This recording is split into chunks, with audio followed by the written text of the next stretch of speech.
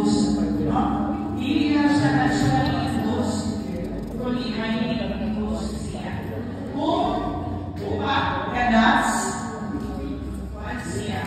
Kung upak ka nuts, that is 500. No?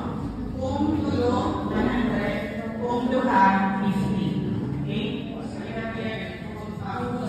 So, Gijadat si Jama ni. Okay, 1,000 kayo. They are called accessibility features. Now, no? Look and feel the Flora clear window. Okay?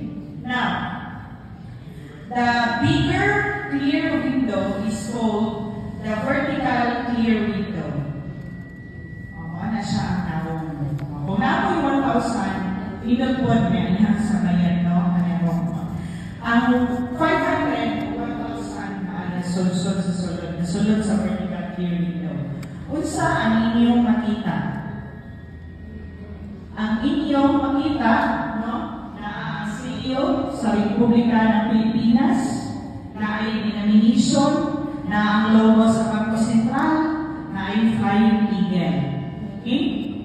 If ato ang vertical clear window, di ang nato panawon, i-tilt ko na to siya. When we say tilt, no?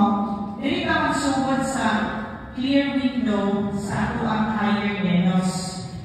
Kaning higher denos sa 500 and 1,000. Okay?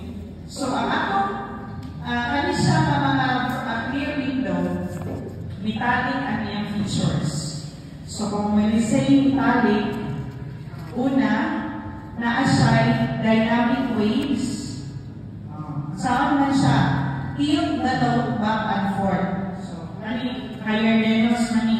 So, kanilang dynamic waves sa taas, sa baba niya, mag-move na siya like this na motion. Kung hindi pa siya, i-tilt siya.